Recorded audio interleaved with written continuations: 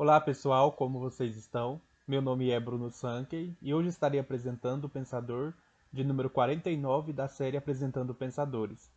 Eu já peço para você deixar o seu like no vídeo, se inscrever no canal caso você não seja inscrito e ativar o sininho a fim de que você possa receber novas notificações. Hoje é a vez do sociólogo polonês Zygmunt Bauman, que viveu de 1925 a 2017, e suas ideias serão apresentadas a partir do seu livro Modernidade Líquida. Bauman inicia seu livro dizendo que devemos nos emancipar, ou seja, nos libertar da sociedade. E aí ele vai fazer uma distinção entre duas formas de emancipação. Uma que ele vai chamar de libertação subjetiva e outra que ele irá chamar de libertação objetiva. A libertação subjetiva consiste na redução dos desejos e ou da imaginação. Essa é a filosofia de alguns pensadores, como o Schopenhauer, né, que vai falar, por exemplo, que a verdadeira liberdade consiste em a gente poder abrir mão dos nossos desejos. Porque se a gente não tem desejos, a gente não vai querer satisfazê-los. Então, se a gente não tem vários desejos que a gente quer satisfazer, a gente é mais livre. Porque quanto mais desejos eu tenho, mais eles serão contrários à realidade, né? Vai ter obstáculos para que eles sejam realizados, vai ter impedimentos para que eles sejam realizados. Então, se eu ficar alimentando vários desejos, eu não vou nunca ser verdadeiramente livre. Eu só serei verdadeiramente livre se eu puder abrir mão dos meus desejos, abrir mão daquilo que eu imagino, da imaginação, e me contentar com aquilo que eu tenho. Então eu reduzo os meus desejos e assim eu me torno mais livre, porque aí eu posso ter liberdade, né, para fazer o que eu realmente consigo fazer e que dá para fazer. Então eu diminuo o âmbito dos desejos e assim eu me tornaria mais livre. Então algumas filosofias têm essa ideia de que a gente precisa abrir mão dos nossos desejos, abrir mão dessas vontades, para que a gente possa ter uma verdadeira liberdade. A verdadeira liberdade estaria em diminuir o campo dos desejos e assim nos tornaríamos mais livres. Essa é a libertação subjetiva. No entanto, há um outro tipo de libertação que Zygmunt Bauman chama de libertação objetiva. A libertação objetiva consiste na ampliação da nossa capacidade de ação. Ou seja, é o contrário da subjetiva, né? Enquanto na subjetiva eu reduzo os meus desejos, na objetiva eu amplio as possibilidades de ação. E essa ampliação, portanto, ela se dá na realidade objetiva. Então, por exemplo, se há um estado menos repressor, eu tenho uma amplidão maior de possibilidades para executar ações. Então, na libertação objetiva, muda algo na realidade, é, como, por exemplo, o estado ser menos repressivo. Já na libertação subjetiva, muda algo no sujeito, ou seja, algo interno, faz com que o sujeito abra mão dos seus desejos. Essa distinção nos permite entender que alguém pode se sentir subjetivamente livre, ou seja, ter uma libertação subjetiva na medida em que reduz os seus desejos, mas ele pode ter essa libertação subjetiva sem possuir uma liberdade objetivamente satisfatória.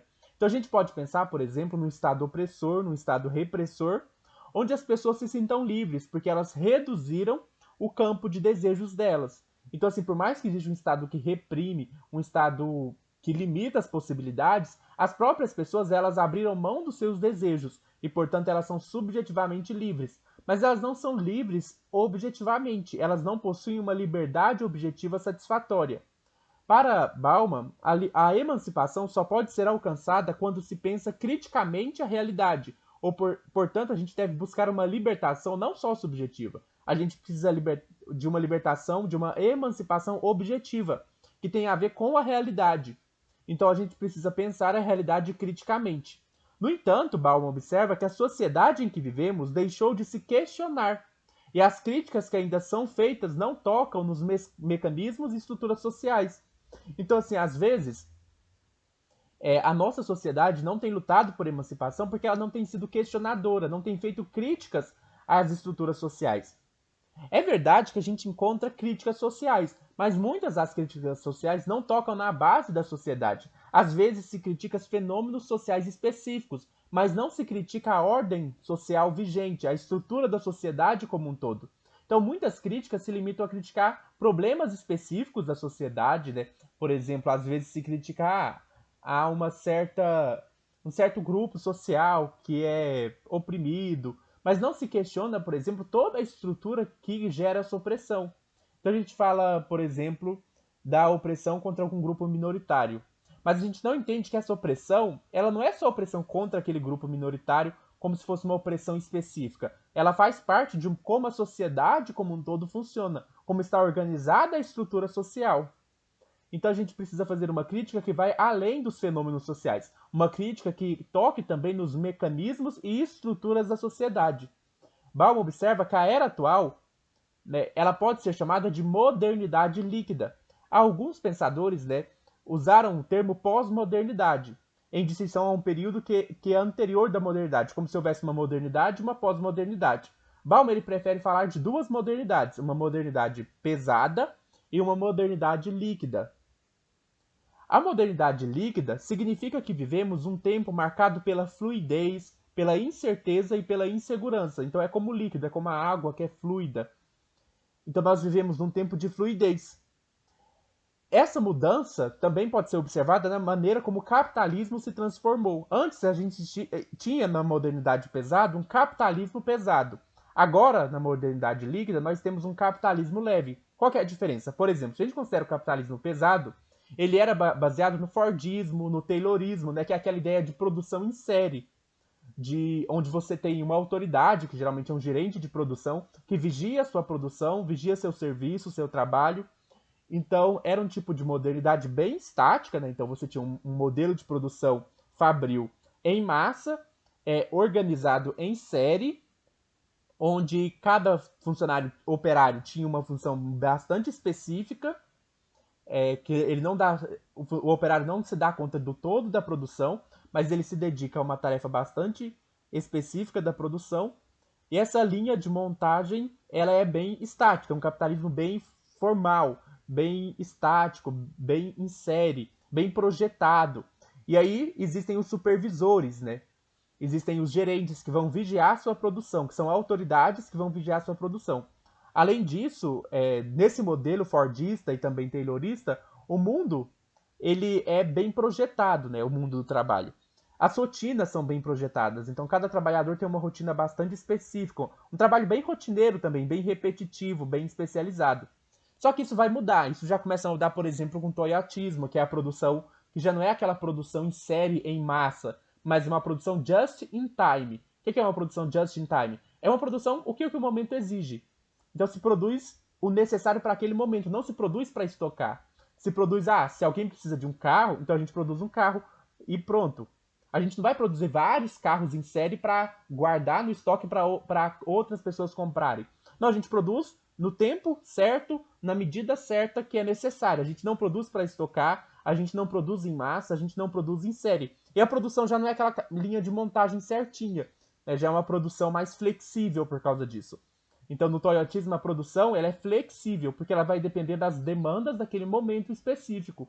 Não há estoque, não há produção em massa, há uma produção just in time, uma produção para aquele momento, na medida que aquele momento demanda. Então a gente vai ter com isso um capitalismo mais leve, onde vai coexistir inúmeras autoridades, não vai ter tipo assim um supervisor, um gerente único, monitorando se você está fazendo o seu trabalho em série certinho. Então já não vai ter essa coisa de uma autoridade única, um supervisor único. Na verdade, os gerentes eles vão ser muito mais flexíveis, eles vão mudar muito com o tempo. Então vai ter uma troca, uma rotatividade nos trabalhadores, no gerente e por aí vai. E esse capitalismo leve, baseado nesse novo modelo de produção, se torna uma coleção infinita de possibilidades. Há muito mais possibilidades do que qualquer vida individual pode tentar explorar. Então, se a gente vai num supermercado, a gente vai comprar uma coisa específica, será um shampoo, a gente encontra uma série de shampoos diferentes para cada coisa diferente. Não tem um único shampoo padronizado. Existe shampoo diferentes para cada tipo de pessoa, para cada tipo de cabelo, no caso. Então, assim, há uma série, um leque de possibilidades e de variedades muito maior no capitalismo leve. Então, a gente tem o capitalismo pesado, que é baseado no modelo fordista e taylorista, de produção em massa, em série e supervisionada. E a gente vai ter o capitalismo leve, já caracterizado pelo toyotismo, e também por novos modelos que vão surgindo na atualidade, onde a produção ela é muito mais flexível e, portanto, se combina com essa liquidez da sociedade. Esse é o último pensador da série Apresentando Pensadores. Né? Eu segui toda a ordem alfabética, chegando no Zygmunt Bauman. Eu peço perdão porque deixei incontáveis pensadores importantes de fora. Né? Isso se deve ao fato de que há um limite, né? Tanto do meu conhecimento quanto das possibilidades de estar fazendo vídeos sobre todos, que são importantes. Então eu encerro aqui e no próximo sábado, então eu vou iniciar uma nova série, que é uma série de introdução à psicologia. Então vamos mudar, terminar essa série de Apresentando Pensadores e iniciar uma nova série que é de introdução à psicologia. Até mais.